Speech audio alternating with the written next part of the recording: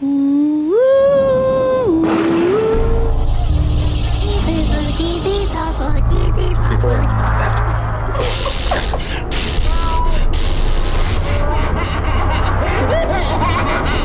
turned out to be completely unreliable assholes. Hey, Tim. Good day, Ryan. And this is episode 5 of our horror podcast, which is now titled Dismembering Horror with The Horror Hounds of Hollywood. That'd be myself, Tim Aslin. And I'm Ryan McDuffie. We are the self-proclaimed Horror Hounds of Hollywood. Exactly. Ow! So, what did we just finish watching? holy crap. That's all you gotta say about it. Yeah. This was one that I saw back in high school.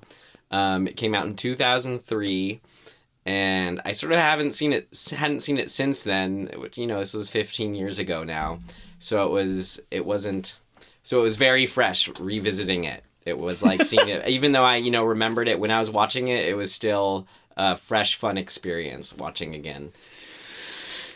And the film is Willard. 2003's Willard. What part of your fire don't you understand? Willard, let's go drink. I'm not hitting on you, Willard. Willard's styles didn't quite fit in. It's been a bad day. Look, everybody, food. But he's suddenly become very popular. You're the best friends that I ever had. Now, Turd. Turd up. a guy who could never get a break Yeah. is about to get even. Out.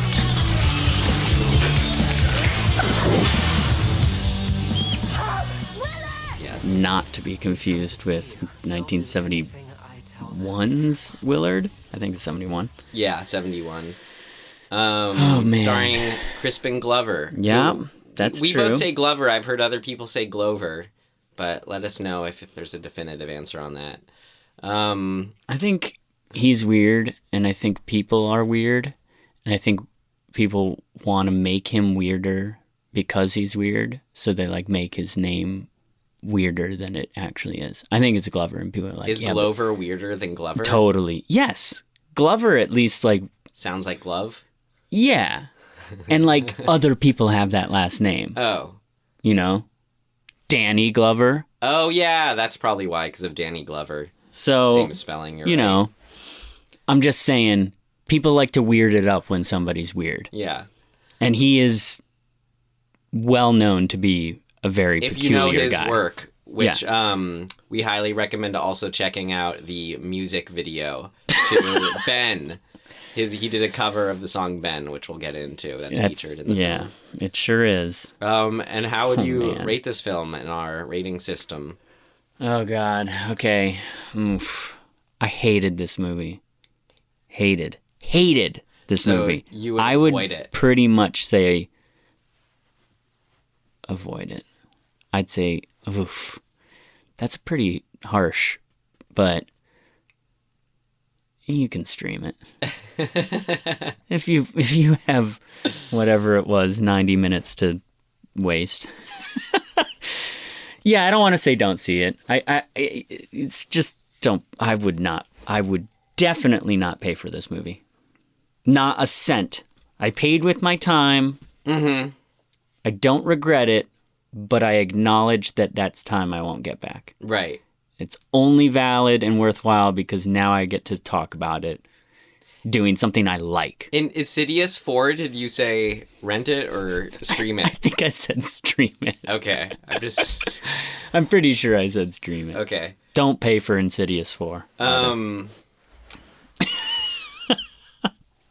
I liked Insidious 4 maybe more than this. Oh, wow. Maybe.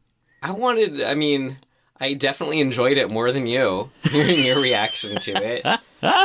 I want to say rent it, because I'm looking at the list of things that worked for me and things that didn't work for me. Cool. And the first one, which is what worked for me, is longer than what didn't work for me. Oh, we should summarize this quickly too. Oh yeah. Do you wanna Actually, do no, a I did summary? mean to get into just what this podcast is, what our format is Oh, yeah. of the podcast. Well, the spirit of it is that we hope that you will have just watched it too, and it's sort of like there's an excitement when you just finish watching a horror movie. I guess any movie, but horror movies, which, you know, to people like Tim and I and you here listening, are especially fascinating. So it's fun to be able to pick it apart and digest it, or dismember it in the case of our the title of our podcast. Look at that. So, and what's the formula we have to do that with? Well, so we're going to summarize. We're going to rate. Are we going to rate before we summarize? Yeah. So we'll rate what we thought of it. Then we'll summarize it. And then we'll talk about what worked for us. Then we'll talk about what didn't work for us. And then we'll talk about just things that were noteworthy. And I think before we talk about things that didn't work for us, I might slide in a segment now and again called Tim's Cobweb Continuity. Listen to episode 1, you'll know what I'm talking about. Mm-hmm. And then when we sort of wrap it all up, we'll do some what we were sort of calling I don't know how to say it. RecommenDEADtions. RecommenDEADtions. Yeah. Yeah. We'll get that. We'll get it.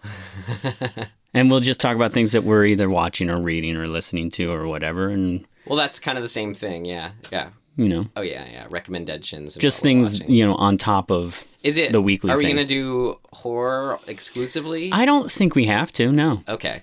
No, I think that can be open to whatever. Great. That sounds good. Yeah.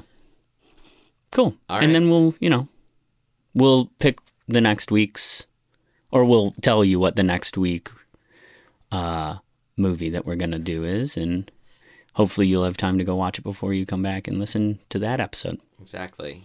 So, what was the summary Oh of my this film? Should I do the summary? Please. Okay. Willard is an antisocial mid-30s male, white male, living with his what's the word for when you're sick and Decrepit. his invalid mother, who is kind of a pain in the ass, but she's dying, so you give her a pass. And she alerts him to rats in the basement, and he begins a curious relationship with the rats that he grows to get to know. And goes on to have a mixed relationship with. Very mixed. Yeah. Curious was a good way to put it. Yeah. That's kind of it. Yeah. All right. Well, since I probably have a longer list of things that worked for me, I'll start. Go for it. What worked? What worked for you? What worked for you? What worked for you? It worked like a charm, Smith. What worked? What worked for you? The casting, I mentioned Crispin Glover, Arlie Ermey, and the one who played the mother. So Crispin Glover. Oh, the mother is Jackie Burroughs. Okay, I recognize that name. Look up. Yeah, what else he was she's in, been maybe. around, definitely. But Crispin Glover, I mean, he for me is just so interesting no matter what he's doing. He's so watchable, but it's his freak out moments. Like, remember there are those couple moments in it where it's just like, to offset his tepidness, he just sort of has this irate explosion. I remember? So I loved that. Yeah. And then having Arlie Ermey, you know, just in his sort of stereo, you know, who's the drill master to the drill sergeant. Yeah. In Full Metal Jacket, and sort of, you know, has made a career of himself doing that. He's a very hateable boss, and I'd say was a fun to hate boss, which was just sort of like him playing the exact role I'd wanted to play, but I don't think I'd seen him specifically doing a boss before. And then the mother was just sort of, sorry, what was her name again? Was Jackie Burroughs. Jackie Burroughs, Mrs. Styles. She had this, like, I don't know, this look to it that just gave it the perfect, like, a look to her where she was like, I don't know, she was so close to death, It felt like, or at least maybe the makeup job, how they did it too. But she just had this where it's like, I don't know. It sounds, it's weird to talk about, but like where she's so close to death. She's off-putting, in an almost way. It sort of gets at that totally that when it's the kind of the elderly person who's like, oh my god, you're so old, you're on death's door, and it's just. Yeah. But she has it in that way that's sort of like the comic book movie way, which I know is a phrase I've used before. They definitely. I mean, there's some makeup stuff going on with her that's good. But it's good. It just made it so it was interesting when he's like, of course, mother, I'll always love you. Right. Kind of thing, when it's like, he is seeing the beauty in her, but we're also going like, I don't know. She had a fun, like horror movie casting vibe to her too, I thought. Oh, yeah. You know what she reminded me a little bit of, which is a little earlier, is the Pet Sematary. What is it? The sister? I know. I thought that too. Yeah. Right. Who's actually played by a guy. Yeah, yeah. There's sort of a similar vibe of just this like gaunt, wide-eyed, off-putting, decrepit thing. That's it. Gaunt and wide-eyed. Yeah. That's super sunken cheeks, big, big, big, bulbous eyes, stringy hair. Yeah. And then just kind of, mean to Willard in her own way, too. I gave you a horrible name. I'm going to change your name. From now on, you're Carl. That's right. That's so funny. And they did really only once, I guess, after that did she call him, I think it was Clark that she settled on. Sorry. She's Carl, like, Clark. why couldn't she have a more manly name or something like that? And she's like, Mark or Ben, or probably not Ben, but and she says Mark something else and Clark. Yeah. And she settles on Clark. It is mean. It's real mean. So did the casting not work for you then? Because you hated it? Man. It was fine. The casting was fine. It just wasn't enough to save anything. No. Here's the thing. Well, what worked for you? Okay. What worked for me was these few things. When Willard sort of first has his, like, it's really his only until the end, but his first kind of transformation of, like, I'm going to do something about my problems and go after my boss. His hair gets way cooler. Like they purposefully made, because his hair is real shit. Mm-hmm. It's like obviously center parted, sort of gothy, horrible '90s cut. Mm-hmm.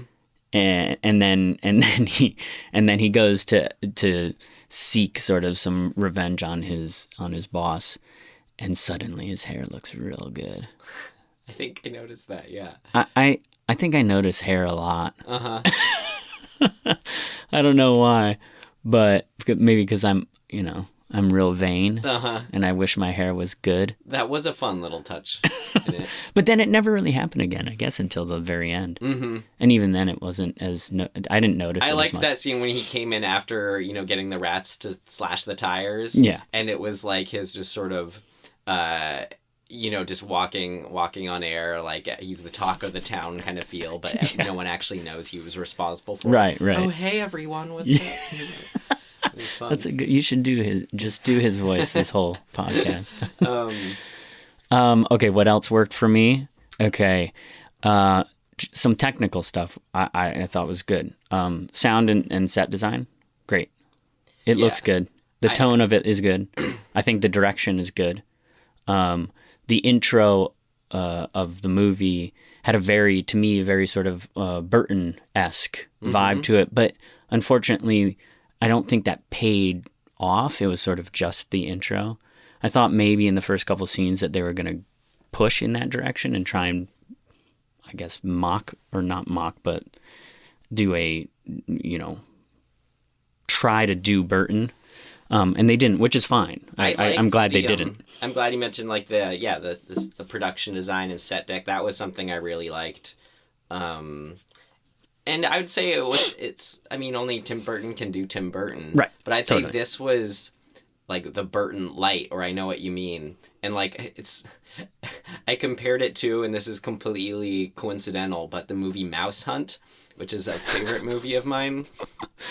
Mouse Hunt. Where as far as like the world that it takes place in, it's like we know it's modern because of like cell phones or whatever, but at the same time, it has this very like another place, another time quality to it. Yeah. And it sort of has like a feel of like dust and wood and leather and like part of the production design, all like the old boxes and cans just sort of have this like a certain feel to them.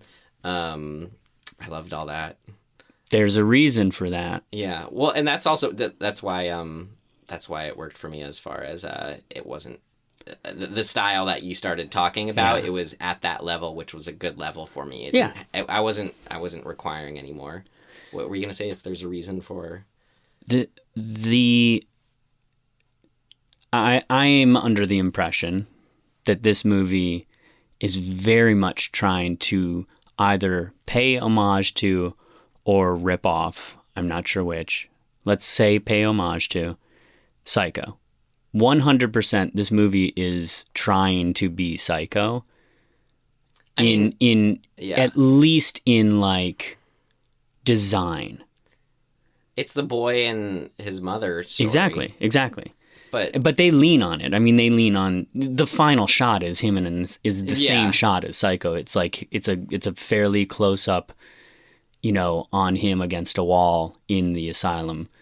Looking crazy. I agree. I think the stairs of the house feel like the Psycho house. The era of the house feels like Psycho. His demeanor. I think they're really leaning on it. Well, the comparisons are all there. I agree, but as far I don't know, it feels like as I said, like the boy and his mother story. It's sort of, it's not like Psycho is the only one that is ever allowed to do it. Like I don't know. I think it's a broad enough sort of story that I don't say it's like, oh, it's just a Psycho like ripoff or whatever.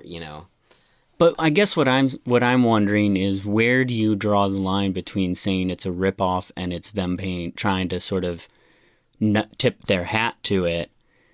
Like how do you make that distinction? Well, I like to think you start with the premise of like, you have a boy, a guy, who befriends rodents and uses them eventually to exact revenge. I'll give you a couple more examples though of why I think it's leaning harder than just that. I still haven't answered your question, but I guess that's true. Go on.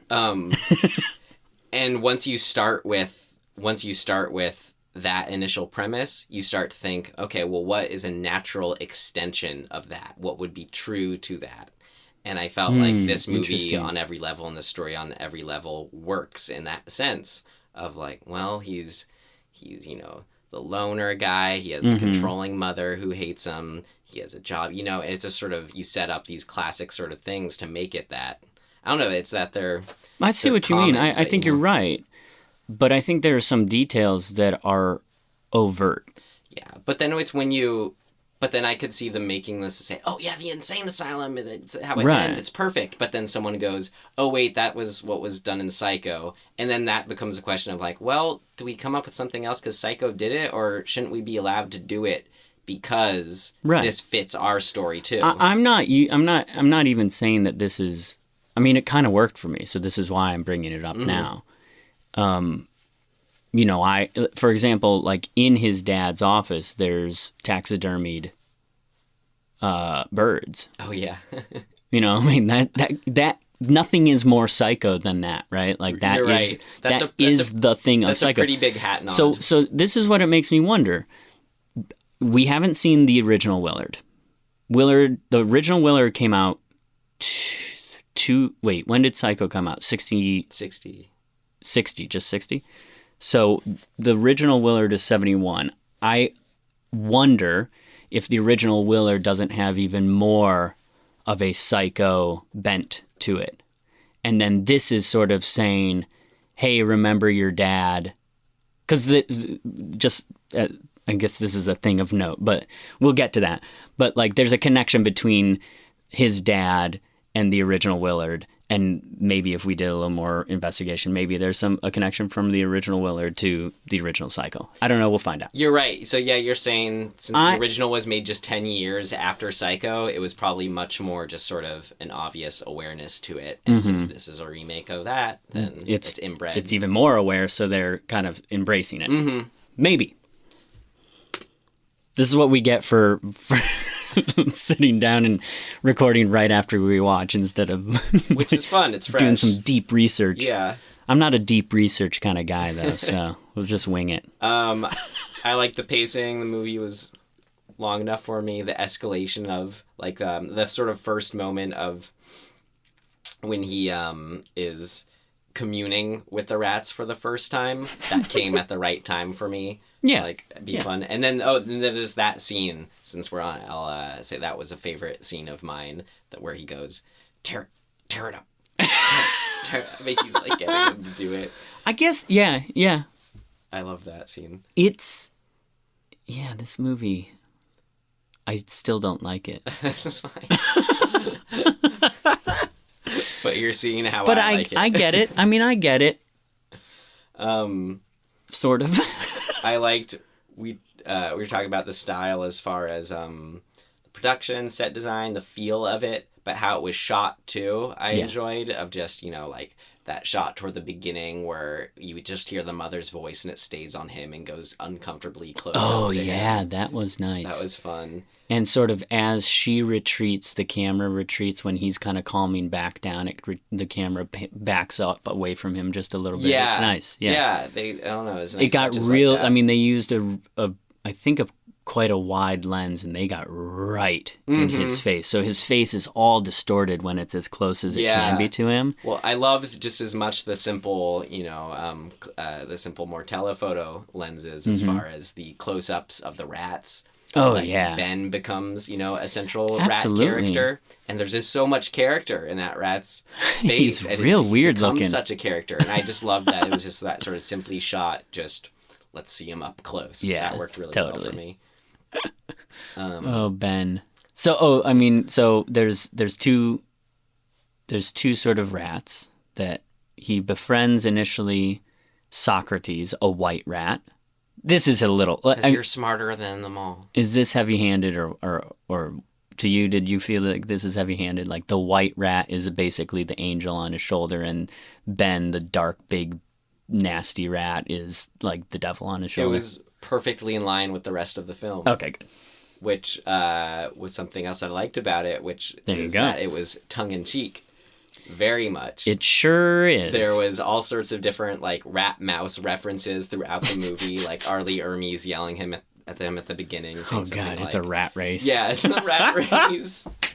And then tongue in cheek, like with the music of the Michael Jackson recording of Ben getting turned on during the cat rat chase scene. Yeah, that was great. Where it was just like, all right, that scene was like the movie distilled in its essence for me, which was funny because it didn't even have Crispin Glover in the scene. And that was something I wanted to say. I usually don't like scenes in movies where harm comes to dogs and cats. Yeah. But this one, it worked for me because it was the first instance where it felt like a horror movie to me, where it was just very dark.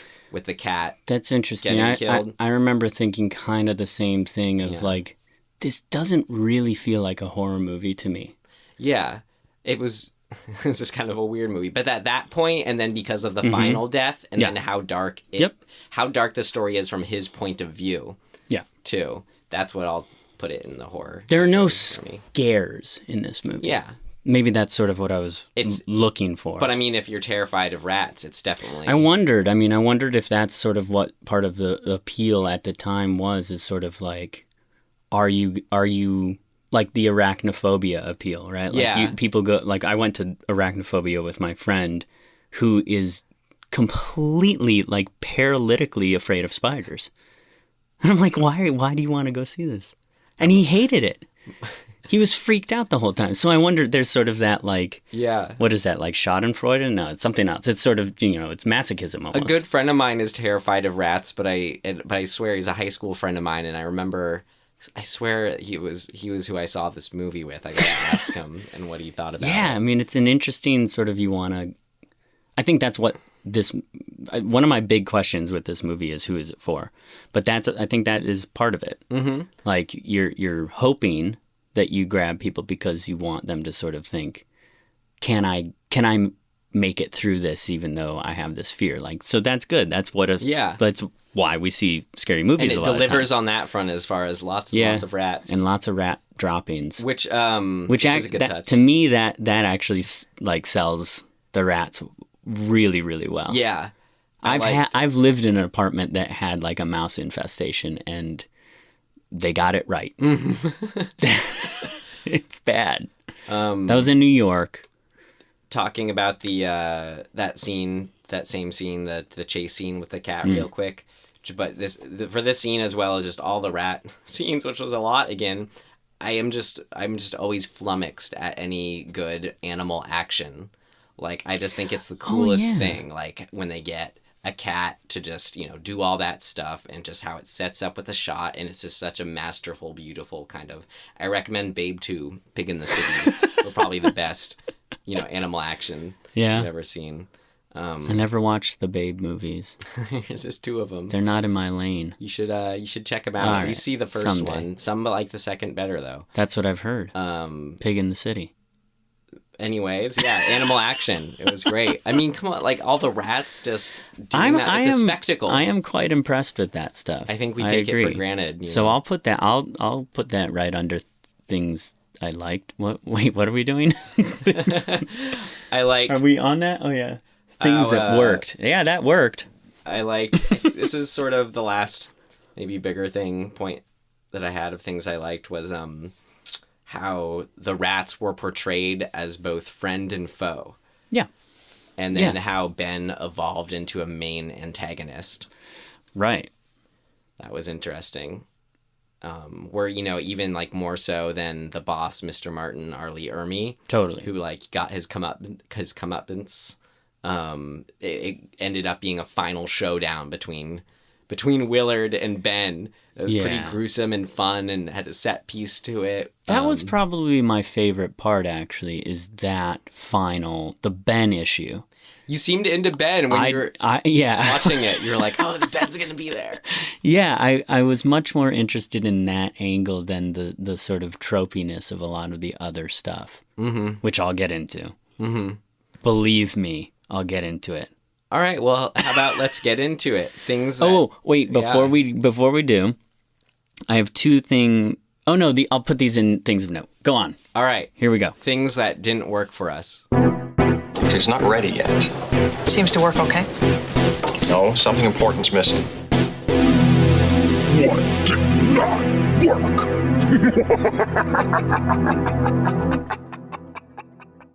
All right, so... before I start, I'm going to have to insert some cobweb continuity. So this segment is called Cobweb Continuity. Here's what I have to say.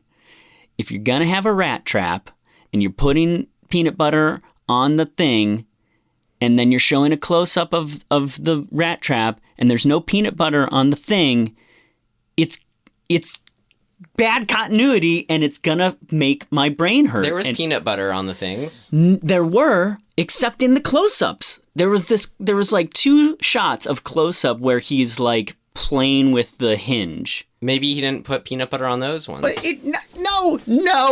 no. I remember, like, it's the same one he's holding. He's holding it in the wide. It's got peanut butter on it, and then they cut to a close-up twice, and it doesn't have peanut butter, and the thing where the peanut butter is rattling around. It's even worse because it can move, and it just I can't handle it. My brain. Your obsession and annoyance over continuity is very akin to Willard's freak out in the film we just watched. Yeah. It's at the same level.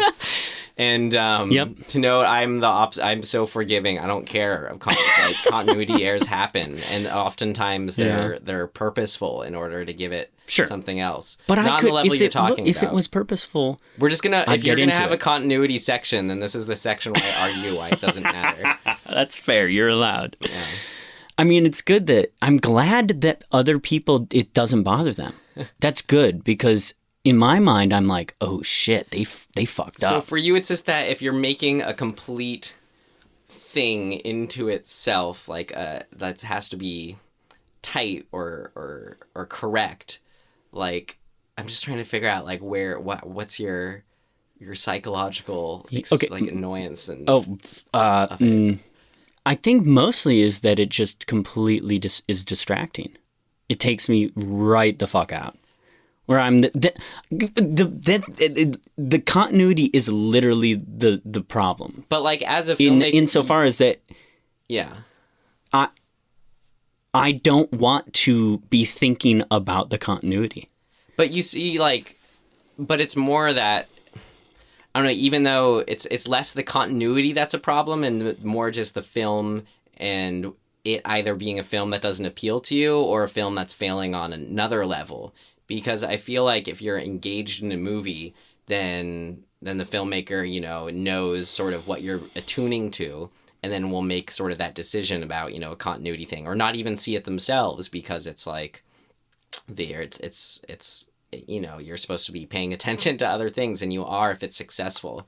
I get what you're saying. So I'm just trying to ask them, like, why do you think you pay such hard attention to it? I don't think I do. Mm-hmm. I think that in certain cases, it's just so glaring that I'm like, I mean, it's like, I don't know, what's a really glaring example? I mean, the peanut butter's pretty bad. It's just distracting as fuck, and it makes me think somebody wasn't doing their job. What else didn't you like about this? All right, here we go. So if that wasn't enough, I have a couple thematic things that just, they irk me. So...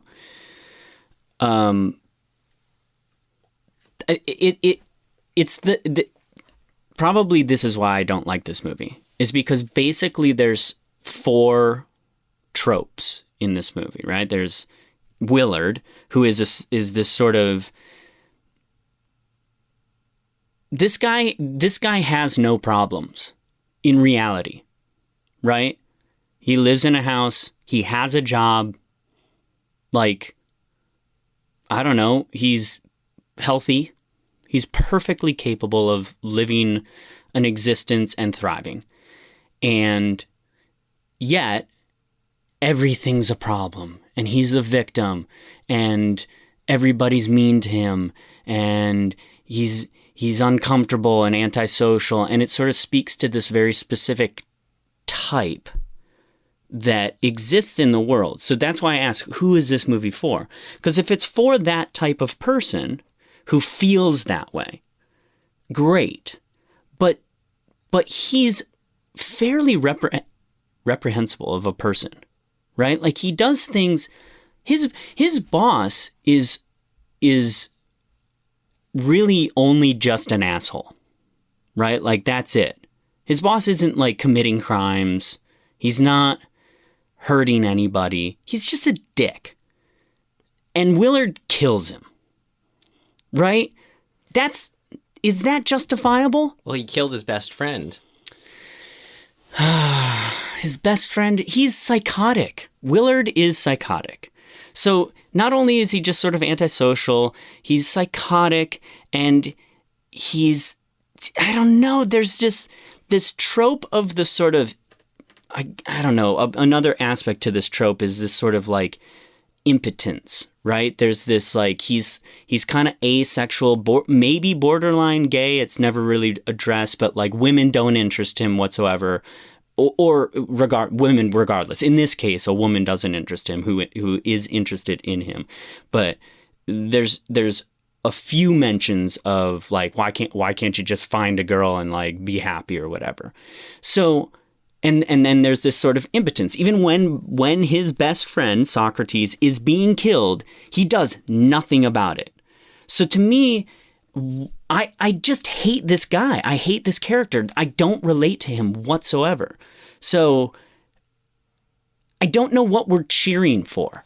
I'm glad I'm glad you said something, because I feel like he's the movie, like, extreme, story version of someone who I relate to, and who I feel like has my, like, psychoses in an extreme movie way. That's interesting, because I know. I mean, like, using sort of high school as like a touchstone. Yeah. Like, I remember the kid who felt that way. I mean, to a degree, I felt that way too as a high schooler, right? Like, there are times when I just was like, I felt like a whatever, like, yeah.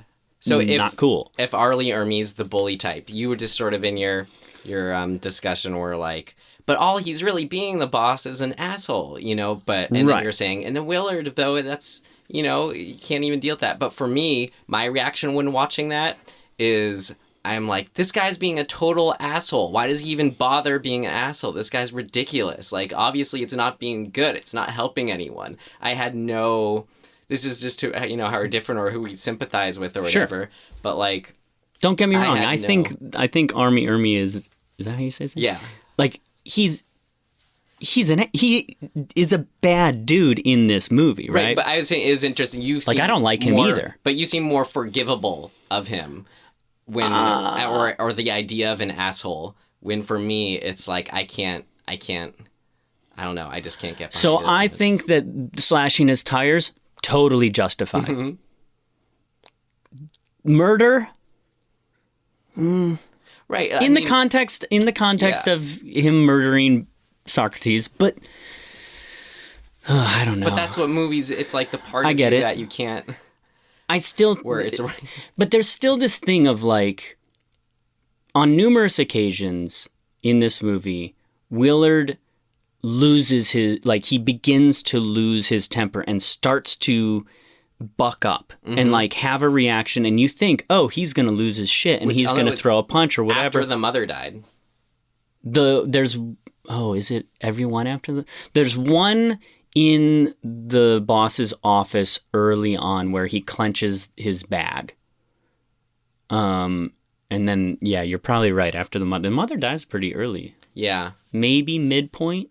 But I just was more saying that because that's interesting as far as, I mean, if we're really getting into his character and psychology here, having a mother like that totally justifies his impotent ways, as you put it. I totally agree. This is the trope. Mm-hmm. And I think that part of it is that in this particular execution of the trope, it's confusing to me as to whether I'm supposed to root for him or to just understand why he's troubled. And be like, yeah, I get it. Because in Psycho, I'm not rooting for Norman Bates. I'm like, yeah, that guy's fucked up. I'm rooting for Janet Leigh, or is it Janet or Vivian? It's Janet, I think. I'm rooting for her, and then I'm rooting for her sister to not get killed. In this is so Willard-centric. He is the protagonist. I'm supposed to root for him, right? I don't. I'm like, you're all over the place, dude. I don't even know who to root for, and I don't even know who the bad guy is until Ben shows up, and I'm like, I'm kind of rooting for Ben now. Yeah. Like, Ben is actually interesting, and I get Ben more than I get Willard. Right. I mean, I felt for sure that ambiguity, too, of, like, the part of me that is like, dude, this guy's nuts, and he's horrible, all these things he's doing. But, I mean, I was rooting for him at the same time. I think that's really, really interesting that you have a connection to him. Mm-hmm. And I'm not in any way, like, this is not a criticism of that. I mean, I think this is good, right? Like, we have to have art that represents everybody. Or sides. Yeah. Everyone, yeah. Yeah, exactly. AIDS. Yes. And so that's great that this is doing it. And it sort of begs the question to me in a weird way as to like, I mean, I can answer this question, I'm sure, by the time I finish it. But, you know, why do you want to make this movie? Who do you make it for? And when it, and when it's being pitched, are there enough people who are going to get on board and say, yeah, this is worth putting money into? You know, and I think from that angle, good for them. Like, they got this movie made. I mean, it's a remake, so they had some name brand shit going on, but good for them for thinking they should take advantage of that. On the flip side, this movie is not for me.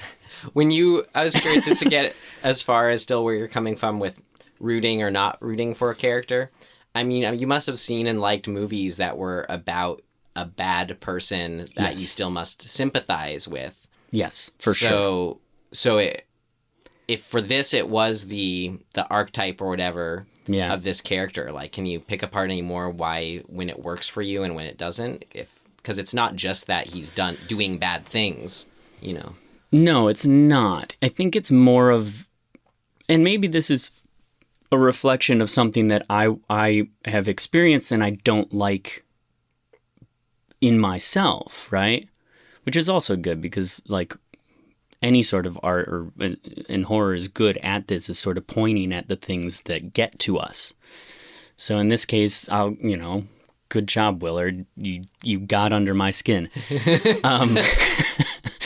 But like, off the top of my head, I think I tend to gravitate towards more of, now there are similar qualities, but more of a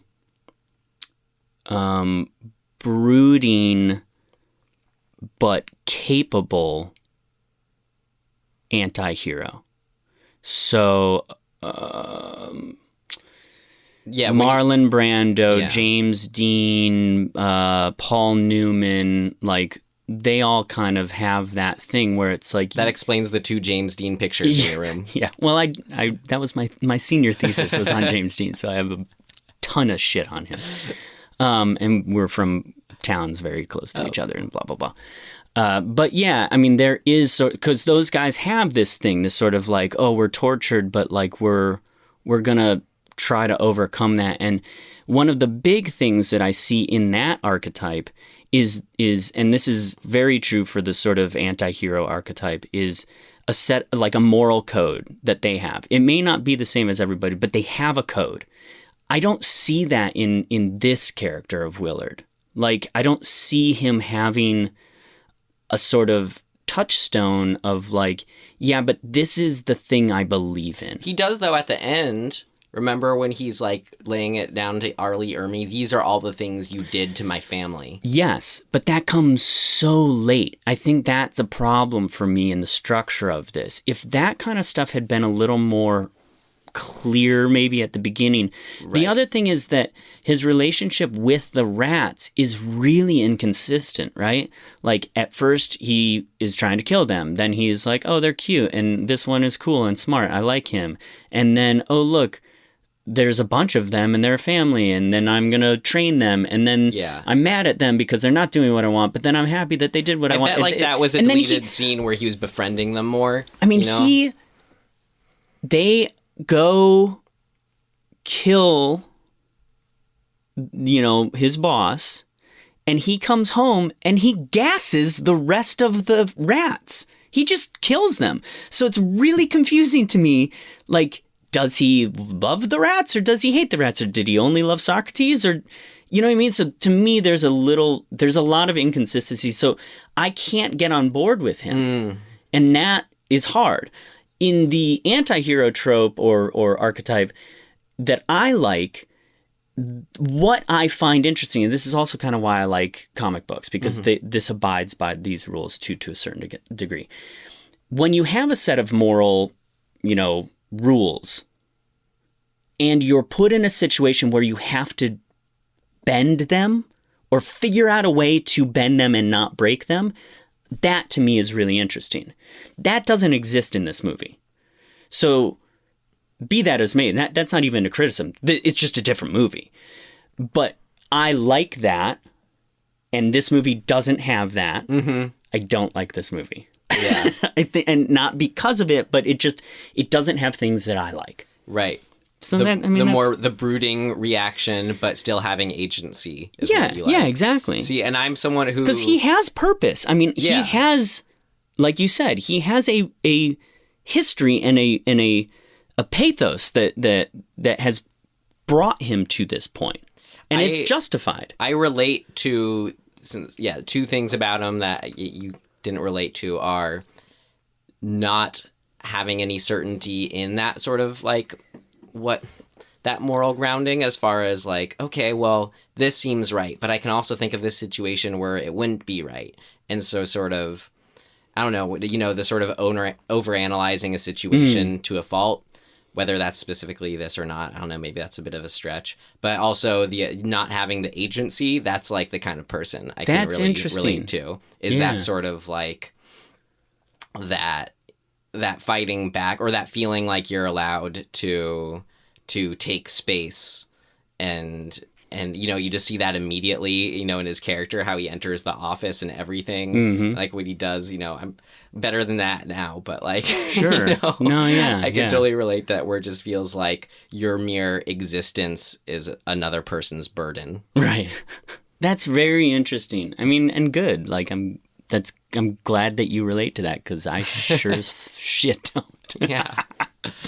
Couple other quick things in sort of the trope realm.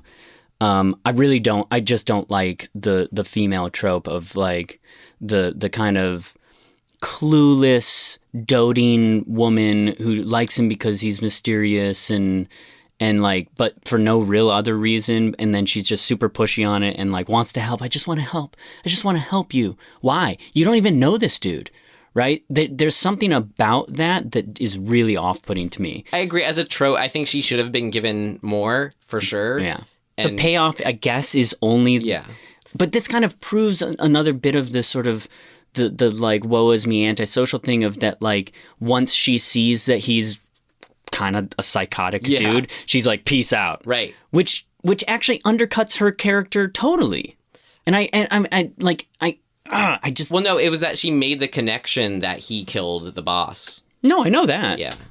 But, if she actually cared about him... I get that that's drawing a line, though. And even though it is... Murder? Yeah. Yeah, no, and... Yeah, you're right. That's a good line.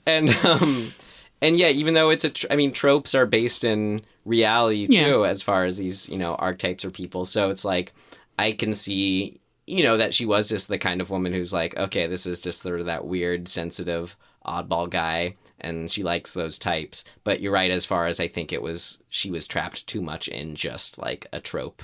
Yeah, it's just non-character. Yeah, she's just a very two-dimensional woman, and in particular, women that are portrayed as two-dimensional in art now, like, just irks the fuck out of me. But it also, maybe that came as a cost of making this movie as Willard-centric and as fast-paced as it was. Yeah. Because any more, as far as time-wise, like, I didn't need them to go on a date during it or anything like that, Can you imagine? Right.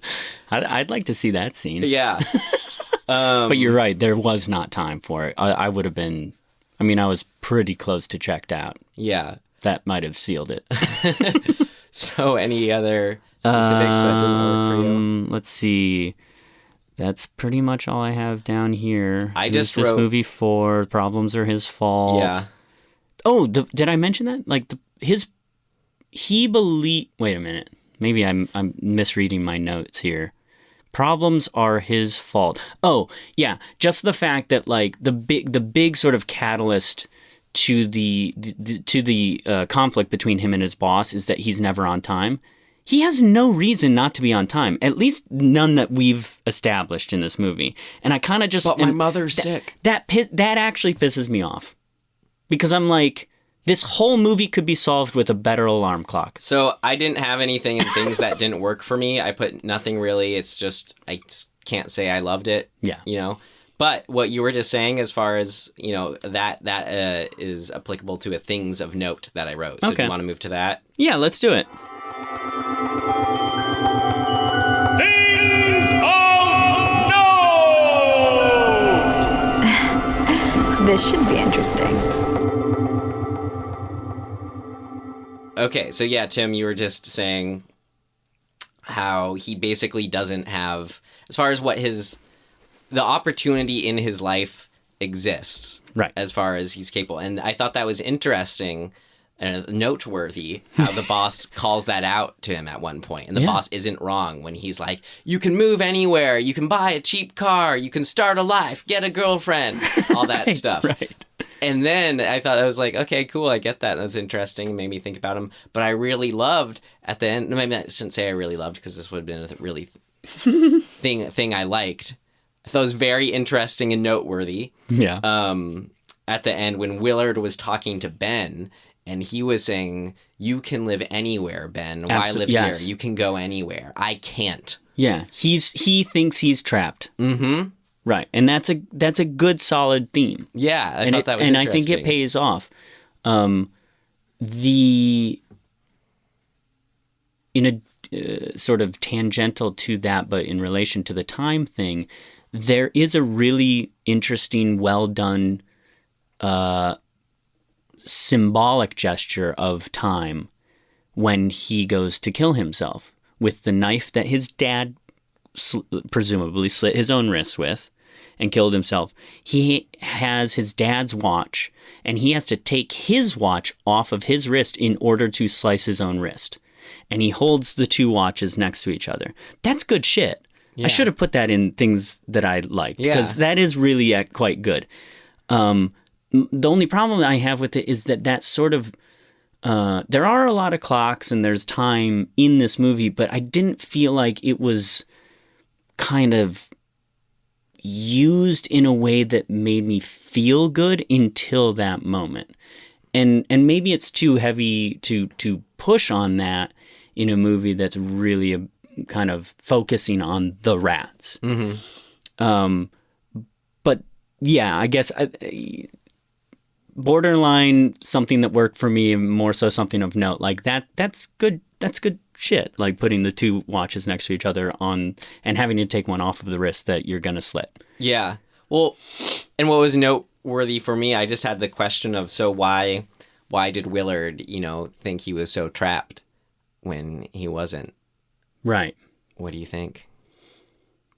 I think it speaks to what this character is predicated on. He believes a certain set of problems exist, and they don't. Mm-hmm. And so at least they're getting to that in that final act between him. He may not be getting it, but he's expressing it in a way to somebody else. So in some level, he gets it. I feel like that's a less Willard archetype-centric thing. I think that's just a human thing as far as we believe what we tell ourselves. Yeah. We're trapped. We're helpless to change our situation. Yeah, man, he really rails on to keep that job. Yeah, that was shit job. Right. Why is he? I mean, I get he wants afraid it because of change. Yeah, and it was his dad's company, and I just think that a lot of these they came close and didn't quite. They didn't land for me. I think that maybe makes me dislike the movie more, because I'm like, oh, there were interesting things that could have been at like there's more. something there, but I just didn't feel like it. Yeah. Well, I just have a few things of note as far as, people who were involved with it. Oh, yeah. Little things, which was Laura Herring, which was the... Yeah, she's in Mulholland Drive. That's right. She's got kind of an accent in this. I don't know her I don't know. history, so I don't know. Sounds something. Yeah. You're right. The writer-director of this is Glen Morgan, who's also a producer and writer on the X-Files. Oh, nice. So I bet, from his clout of the X-Files, and then this movie just grossing a lot, or the original one grossing a lot, you were kind of wondering how this movie got made. If you're wondering how much this movie made... Yeah. Not a lot. It cost about $22 million. Had a good opening weekend of $4 million, and then kind of just after that, it worldwide 8.5. Oh. So Well, it did not make its money back. $7 of that was mine, so I'm happy to supported it. There you go. And I bought the DVD. That's what we watched. Was my you're the one. 15-year-old DVD, which I recommend is a 70-minute making of on it. Oh my God, yeah, we haven't watched that. No. I'm not sure I can do it. 70-minute making of in the movie itself is 100. You might like it better than the actual film. Bruce Davison, who played the original Willard, appears in photos as Willard's father in this one, which is a fun touch. And Tim and I think, want to watch the original at some point. Yeah, I kind of do now. Which has I'm the just sequel. super curious. Yeah, me too. Yeah, it has this sequel. This blows my mind. It really does. So did we say this? Yeah. So the song "Ben," which is a Michael Jackson tune, was written for the 1972 sequel called Ben of Willard from the year before. Yeah. Michael Jackson wrote a song for a sequel to a movie about a guy who loves rats. Did you know that both the Romeo and Juliet films, the one that's already come out, and Sherlock Gnomes, which is coming out, have songs written by Elton John? That I believe that more. Like, I'm okay with that more. The song is... It's a really good wackadoo. song. I mean, it is so... I love the song. I think it's a good song, but the lyrics, they don't... Putting it with it, it's so weird yeah, the to me. lyrics don't obviously apply to a rat. It's just to have a friend like Ben, who, in the context of this, happens to be a rat. You're my Which I thought was friend. sweet. I liked the animal connection stuff in this, and I liked his sweet moments with the rats, and felt for him when Socrates was killed. I found it to be weird and off-putting. You've never had a rat friend? No, I don't like rodents. Oh, I'm not even that big a pet person. I mean, this will never get me a date ever in the rest of my life. But like, I don't like dogs. Like, they're fine. I don't want one though. They're fine. Come to LA and try and date. If you don't like dogs, or you're allergic to them, which I am as well. My dad always says, never trust someone who doesn't like dogs. You can trust me, Ryan. You can trust me. And you don't like rats either. So I don't now like rats. Really don't I know had about cats when I was a kid. Cats are okay. They're great. All of them are great. You know. Have you... They seem to like you. Animals, cats. But cats and dogs almost annoyingly will come up to me, and I'm actually not that allergic anymore because I got the shot stuff. But in the past, I could not be around them. Like, couldn't touch them. Do you ever try to look at them as equals, or do you? I've never thought of it that way. I don't know. Yeah, I mean, yeah, they're... I don't know. Like, listen to them as if they have something to say and give them that attention? Sure. Yeah. I mean, the cats that I've had, definitely. Yeah. And the cats I've had are awesome. Like, they're cool. So you can, I mean... I relate to them, it's but not far-fetched that other mammals can do that then, and for you. But I just think it's kind of funny and ironic, I guess, that, like, the allergic guy in the room, the dog will find me. Oh, yeah, that always happens. People who are allergic to cats love them. So, I got that going for me. Mm-hmm. Well, I think that's for a reason. As far as life lessons are built into your life. It's something to come to terms with. Mm-hmm. Listen to what they're saying next time. Although I felt pretty bad for that cat. Yeah, me too. That poor cat. But it was a good scene. And I blame the woman. She pushed that cat onto Willard. That was weird. That was a weird, I didn't buy that she would literally put an animal on someone and she cared about it. Oh, yeah, he'll be fine. Don't worry about it. Yeah, I just want to help. So where are we at now? Oh, I have two little things of note. Yeah. The can of nuts that Willard feeds the family of rats in the early on is the brand is Numb Nuts. I think that's great and hilarious. And of its time, I love that when the boss is looking at porn, it's like, it's dial-up, pixelated JPEG porn, right? Like, this is you can't stream anything, right? Like, this is 2003, probably made in 2002. Like, this is just, and I think it's kind of set just a little bit before that as well. Yeah. Like, it's not, like, she mentions a cell phone, but it's like not really a presence in this movie. The computers are all like this very sort of old box Mac or Apple IIe or whatever the fuck it is. And so you just wanted to know. I just think those are cool. Kind of things of note. It's a little weird because in The Office, like, I think there was this struggle to sort of say this is contemporary. It's happening in 2000 whatever 1, 2, 3, but there's so much design that it's 1960s or maybe early 70s.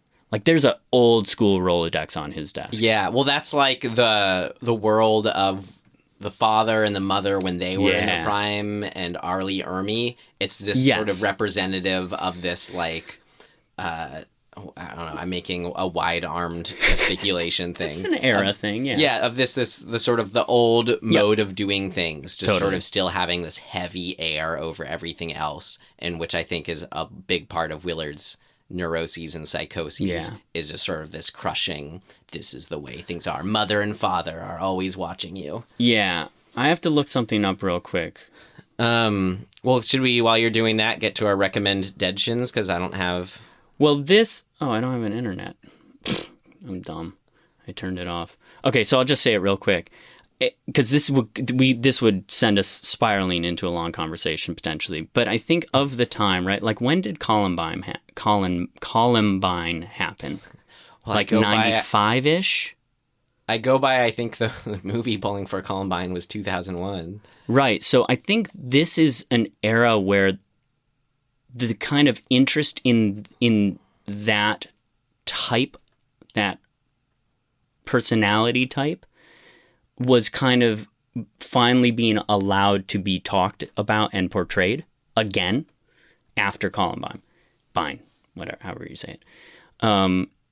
And I felt there was sort of, not that this movie is about that or whatever, but the character type, I think there's a connection to that. The depiction of sort of this antisocial, misunderstood, impotent, anger-driven but can't act on it kind of thing. Misanthrope. Yeah, exactly. Yeah. So of note to me. Yeah. I thought about it. I was like, I wonder, maybe I'll look it up. I don't know. Mm-hmm.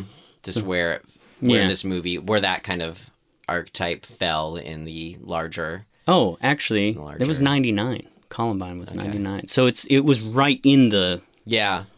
You know... The guy who shoots up the school, the guy who sets his rats loose on his boss.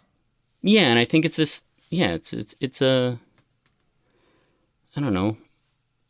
It's a character type of powerlessness, feeling of powerlessness, and being able to finally do something about it. Mm-hmm. Whether it's the right action to take or not. When someone ideas get so perverted, or the reality gets so, the reality that they tell themselves becomes the reality so much. Yes. That they finally break and force it onto the environment, and often in the most extreme way as possible. Yeah. So there's some, I think there's just some stuff around that. Cool. Yeah, man. All right, so how about it? RecommenDEADtions. Oh, so my recommendation is is kind of related to this. It's a short story by H.P. Lovecraft that I'm reading right now. The Shadow over Innsmouth. Oh, yeah. And I think I've read that one. Oh, really? Yeah. Nice. So just super briefly, it's really cool. Just read it. But there's some rat stuff in it. Oh, yeah. Because he's like living in this inn that's dank and dark and has rats and shit.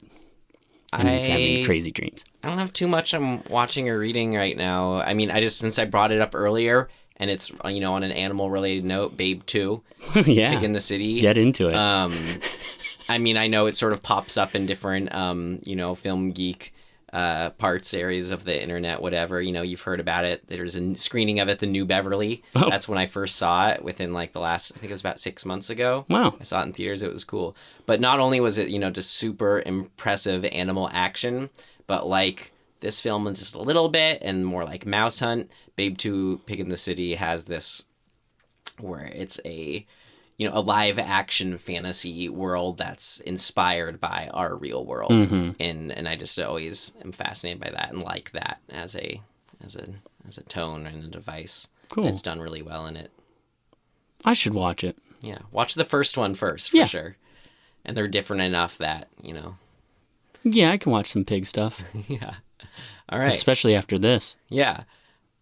I got through rats. I can do pigs. Oh. I love bacon. So we hope you will join us for our next episode. Yeah. And Tim, we actually didn't talk about what I think we go sharks, man. Do you want to watch that one? Yeah. That's called 47 Meters Down. Oh, right. Yeah. It's on Netflix. It's free, dude. Yeah.